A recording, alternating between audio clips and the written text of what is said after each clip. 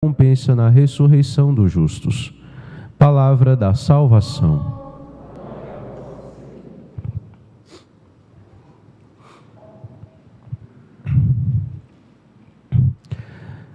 Décimo segundo domingo depois de Pentecostes, 22º domingo do tempo comum. A liturgia de hoje nos coloca esta virtude da humildade como centro, das leituras de hoje. Na primeira leitura nós temos o livro do Eclesiástico, e é interessante nós colocarmos um pouco o contexto do livro do Eclesiástico. Nós temos o povo de Israel que foi para o exílio da Babilônia. Depois do exílio da Babilônia, os persas dominam a Babilônia. Então os reis, o rei da Pérsia, diz para o povo de Israel: olha, vocês podem voltar para a terra de vocês, reconstruam o templo de vocês, reconstruam a cidade, adorem o Deus de vocês, não tem problema nenhum, aqui a gente é tolerante, Vocês só precisam continuar sendo nossos vassalos e pagando impostos, está tudo certo, Então, não tem problema, Então o povo volta, reconstrói o templo, reconstrói Jerusalém, volta a adorar seu Deus, tranquilamente, no templo. Claro que eu estou resumindo a história, porque isso é bastante tempo, até eles reconstruírem o templo e tal, Só que aí, depois disso, Alexandre o Grande começa a dominar, começa todo o seu domínio, até que ele domina a Pérsia também, inclusive a região ali de Israel. E aí, Alexandre é grego, lembramos, na verdade macedônio, mas ali entra toda a cultura grega. E aí ele começa a espalhar o que se chama de helenismo, Aqueles que estudaram bem história aí, se lembram aí das aulas de história na escola, vão entender o contexto aqui, o momento da história que eu estou colocando, Então, ele começa a espalhar o helenismo. O que é o helenismo? É a cultura grega. Então, ele quer que os outros povos adorem os deuses dele, tenham ali a filosofia grega, procurem abraçar a cultura grega. Então as Olimpíadas, o esporte, o culto ao corpo que os gregos tinham, Então eles queriam tudo isso, passar tudo isso também para o povo de Israel. Então alguns do povo começam a se perder, começam a deixar a sua própria cultura e assimilar a cultura grega, Então começam a correr nos estádios, Hoje a gente a gente assiste às Olimpíadas, mas a gente não pensa como que, às vezes a gente pensa que era do mesmo jeito, Mas, por exemplo, a corrida nos estádios na época, nas Olimpíadas daquela época, era nu, Eles corriam nus, para vocês verem, porque tinha todo o culto do corpo e tudo mais, Enfim, tinha toda essa cultura que queria se impor sobre a cultura judaica. Esse livro do Eclesiástico, ele é escrito num momento como esse, em que eles, de certa maneira, estão em uma guerra cultural, Então, veja que aqui, esse livro, ele também é chamado de Sirácida, porque é um livro escrito por Jesus ben Sirá, E ele escreve esse livro para conservar as tradições, para guardar as tradições e passá-las adiante. Você vê que o próprio início aqui, da leitura, é o pai falando para um filho, Filho, realiza teus trabalhos com mansidão. Aqui é o pai ensinando para o filho aquilo que é, a cultura, vamos dizer assim, a sabedoria judaica. Realiza teus trabalhos com mansidão e serás amado mais do que um homem generoso. Então aqui neste livro, e também no conjunto de livros que nós chamamos de sapienciais, os provérbios, sabedoria, o livro de Jó, por exemplo, Estes livros, Eclesiastes também, esse aqui é o Eclesiástico, são livros sapienciais que, de certa maneira, tocam a sabedoria judaica, Para nós, muitas dessas lições, algumas delas, a gente vai olhar e falar assim: mas isso aqui é óbvio, É óbvio porque nós já estamos numa cultura cristã, e a sabedoria de nosso Senhor Jesus Cristo supera em muito a sabedoria judaica do Antigo Testamento, Mas nos nossos dias, nós estamos sim precisando dizer o óbvio, Nós estamos sim precisando dizer que a grama é verde, Infelizmente nós temos que dizer isso, que homem é somente homem, e que mulher é somente mulher, que nasceu um homem é homem, e que quem nasceu mulher é mulher. A gente precisa dizer isso, A gente está precisando dizer isso, Porque na escola, às vezes, está ensinando outra coisa. Não só na escola, né? A minha ideia aqui não é demonizar a escola, tá? É colocar os fatos como eles são, né?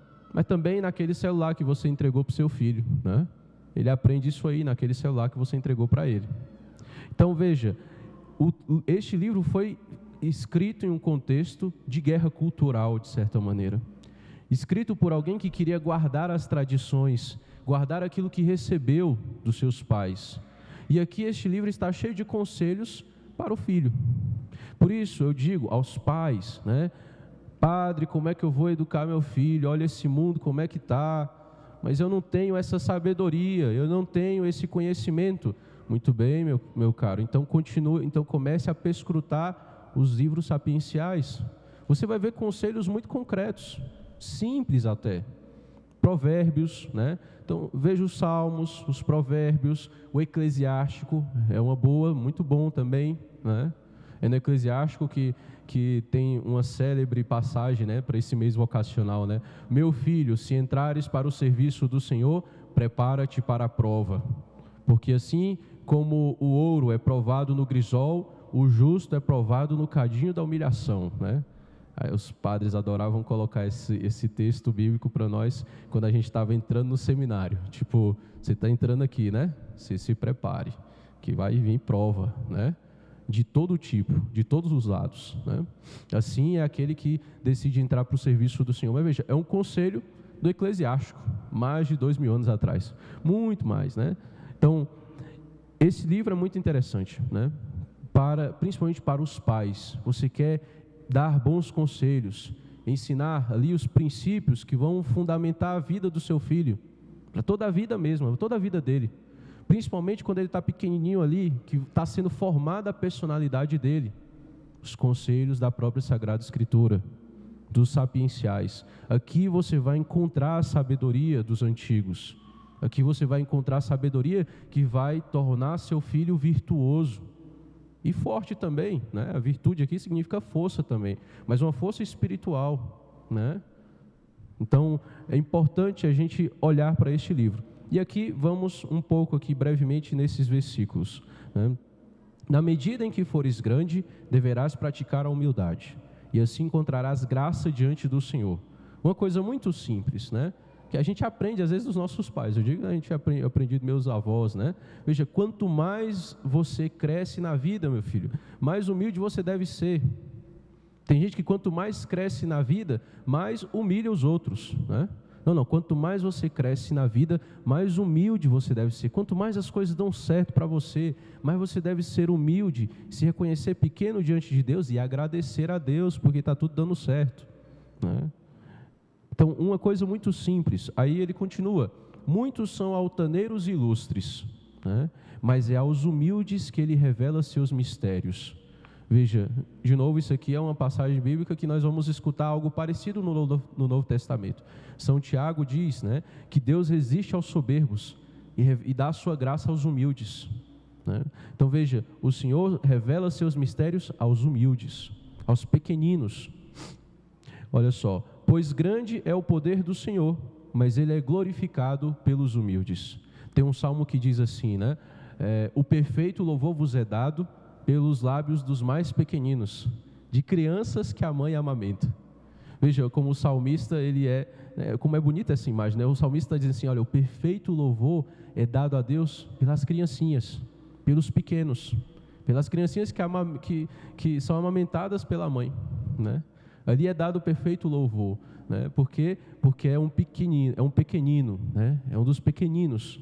Então, assim, o Senhor vai dizer no Novo Testamento, né? O próprio Cristo vai dizer, deixai vir a mim as criancinhas, porque delas é o reino dos céus, porque dos que são como elas, né?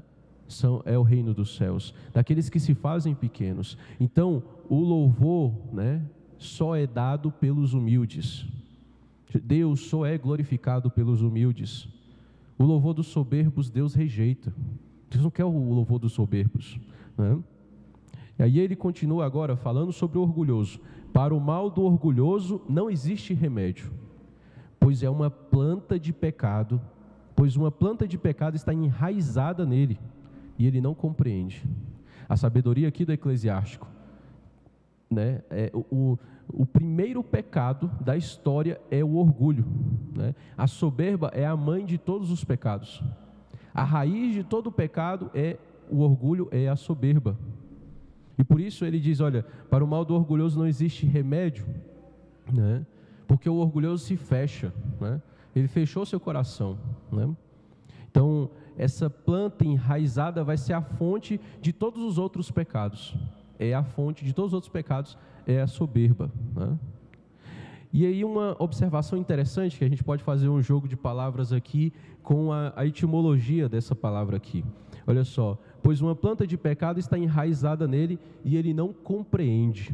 Muito interessante esse verbo aqui, compreender. Compreender vem de um verbo latino que significa complecti, que é um verbo que é usado para falar desse movimento de abraçar. Ou seja, quando eu compreendo algo, é como se eu abraçasse essa verdade, né? Então, aquele que é capaz de compreender é como aquele que é capaz de abraçar, né? O humilde é capaz de abraçar, mas veja, o soberbo, como ele está fechado em si mesmo, ele não consegue abraçar mais nada, né? Então, ele não compreende, ele é incapaz de abraçar a verdade, né? Você vê que essa etimologia é interessante, né? Essa etimologia do abraço, né? Assim, se nós queremos compreender coisas novas, nós precisamos abrir, né, de certa maneira, os nossos braços, abrir também a nossa mente para aquilo que é a novidade, aquilo que é o novo, aquilo que a outra pessoa me apresenta, para que eu possa abraçar, acolher aquilo que é dito, claro, aquilo que é verdadeiro, né, não aquilo que é falso, obviamente, né? Então eu abraço, quando eu reconheço uma verdade, eu a abraço, né? Eu a tomo para mim, eu assumo ela para mim, né? Toda verdade é naturalmente cristã, dizia São Justino, né? E aí ele conclui aqui, o homem inteligente reflete sobre as palavras dos sábios e com o ouvido atento deseja a sabedoria. Veja, qual é o conhecimento que as pessoas buscam hoje, né? Dificilmente as pessoas procuram sabedoria, as pessoas procuram conhecimentos técnicos.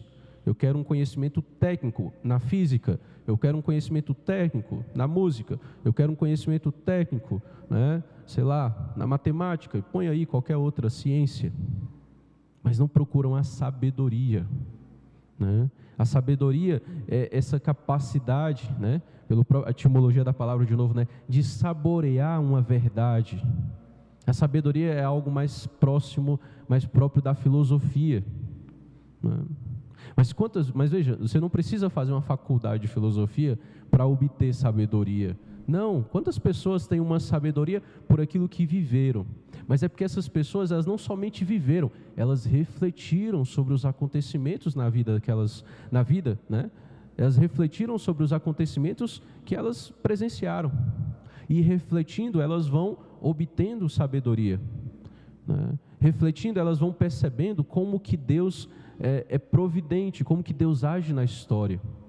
Refletindo sobre os acontecimentos, as pessoas vão percebendo as consequências das ações, né? Por exemplo, de ações ruins, de ações boas. E assim vão surgindo aqueles ditados, né, que a gente conhece, alguns ditados, né, que a gente conhece aí de sabedoria popular. Veja, a sabedoria, ela está ao alcance de todo aquele que tem esse desejo de abraçá-la, de recebê-la, de acolhê-la. Mas o soberbo, ele não é capaz disso. O soberbo diz, eu sei, né? O soberbo diz, eu já sei, eu não preciso conhecer mais nada aqui, né? Então é importante nós vermos como que a humildade está no cerne disso tudo. Sem humildade, nós não temos capacidade de sermos esse homem inteligente. Veja, o homem, para ser inteligente, ele precisa de humildade. Mesmo que você nem fosse católico, né? Para crescer na vida, você precisa de humildade, né? De humildade realmente profunda, né? Então, veja, como que esse livro do Eclesiástico, ele tem, aqui em poucos versículos, ele tem bastante coisa a ensinar. Para algumas coisas aqui podem ser óbvias, né? Mas como eu disse, nos nossos dias, nós precisamos dizer que a grama é verde. Nós precisamos dizer o óbvio, né? Porque o óbvio está sendo negado, né? Até o óbvio está sendo negado. Então, procure, caros pais, né? Procurem a sabedoria para transmitir isso para os filhos. Educação é mais do que um conhecimento técnico. Educação é mais do que ensinar português e matemática. Isso também é importante. Educação é, antes de tudo, comunicar um espírito.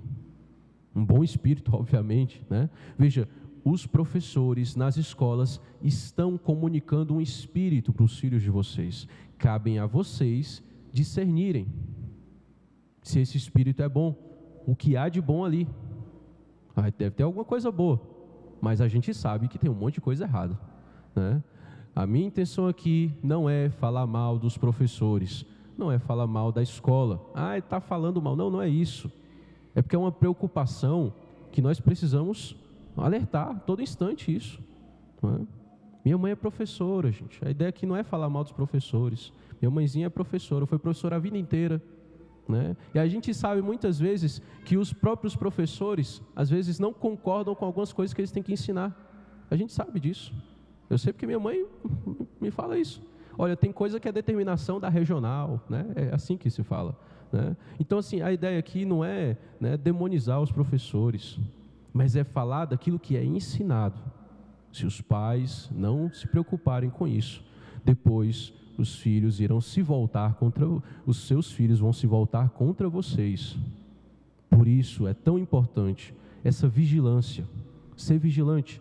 Não delegue, não terceirize a educação do seu filho, né? Infelizmente, nós brasileiros, nós temos a tendência de terceirizar a responsabilidade para os outros, né? Então, eu terceirizo a educação do filho para a escola, eu terceirizo a educação cristã do meu filho para catequista, eu terceirizo, né? Vou dar outro exemplo aqui, eu terceirizo a construção dessa igreja para o padre. Se não foi feito ainda é por causa do padre, né? Mas eu nunca assumo a responsabilidade, entendeu? Eu nunca tomo para mim, né? Então é preciso ter essa coragem de assumir a responsabilidade para si e fazer parte dessa luta. Nós estamos no meio de uma guerra mesmo. Há uma guerra cultural, mas a guerra principal é a guerra espiritual, né? Então, cuidemos das almas das nossas crianças. Cuidemos das almas das crianças. De que maneira? Passando o Espírito, comunicando um Espírito bom, o Espírito que vem de Deus, a sabedoria da palavra de Deus. E por último aqui, brevemente, né, o Evangelho de hoje, né, se divide em duas partes, podemos dizer assim. Na primeira o Senhor fala da humildade, e na segunda parte ele coloca a caridade. A caridade vai ser uma consequência dessa humildade, né? Por quê? Porque a humildade vai fazer com que eu renuncie a mim mesmo, né? Renunciando a mim mesmo, eu faço as coisas aos outros sem desejar algo em troca, né? Então, primeiro, né, sendo humilde, então eu vou fazer as coisas sem desejar sequer o elogio dos homens, né? Então, o Senhor coloca aqui: quando tu deres um almoço ou um jantar, não convides teus amigos, nem teus irmãos, nem teus parentes, nem teus vizinhos ricos, pois estes poderiam também convidar-te, e isto já seria a tua recompensa. Pelo contrário, quando tu deres uma festa, convida os pobres, os aleijados, os coxos, os cegos, e convida o padre também, né? Convida o padre também, né? Brincadeira. O padre também não vai te retribuir muita coisa, não. Né? O padre também dificilmente vai fazer um banquete para você depois, né? Mas brincadeiras à parte, né? Veja, aqui, né, há uma interpretação literal, né? De fato, os pobres mesmo, né? Os aleijados, os coxos mesmo, tá? De verdade, né? Mas, tá aqui, graças a Deus, minha colinha aqui. Mas eu achei muito interessante, né? Olhando os padres da igreja, Orígenes, né, que é um dos autores eclesiásticos, ele coloca uma interpretação muito interessante, uma interpretação espiritual também, né? Ele vai dizer que os pobres significam também os ignorantes, aqueles a quem falta, né, de fato ali um conhecimento da fé verdadeira. Então você convida os pobres, convida pessoas assim para o seu meio, para quê? Para que você ali, conversa vai, conversa vem, né, você vai enriquecendo essa pessoa com a verdade da palavra de Deus, né? Os aleijados e os fracos, né? Ele coloca aqui como os de consciência prejudicada. Imagina aquela pessoa que ela ainda não tem a consciência bem formada, Ela vive em determinado pecado, mas ela não se dá conta disso. E você vai ali, conversa vai, conversa vem, você vai, né, ensinando essa pessoa, conduzindo essa pessoa e ajudando a curar essa consciência, né, fraca, prejudicada. Os mancos, os encurvados, né, aqueles que desviam da razão, ou seja, aqueles que sequer conseguem, né, abraçar uma verdade, aqueles que têm dificuldade de reconhecer uma verdade. Você chama e ali na conversa vai, conversa vem, ali você vai conduzindo a pessoa, né, para ser capaz então de ser iluminada por uma verdade, as verdades da nossa fé. Os cegos, os que carecem da contemplação da verdade. Para quê? Para que eles vejam a verdadeira luz, né? Então você chama pessoas assim para o seu meio e nesse conversa vai, conversa vem, você vai, né, conduzindo essa pessoa, né, para a verdadeira luz que é Cristo.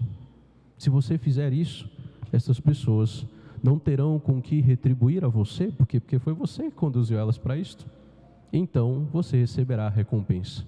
São Tiago diz: aquele que conduzir um pecador, né, do seu mau caminho para o caminho correto, saiba este que salvará uma alma e apagará uma multidão de pecados. São Pedro diz: a caridade apaga uma multidão de pecados. Então, se você reconduz alguém do mau caminho para o bem, saiba que Deus levará isso em conta também no dia do teu juízo, né? E você será feliz, porque Deus vai te dar a recompensa. Louvado seja nosso Senhor Jesus Cristo. Creio em Deus Pai Todo-Poderoso,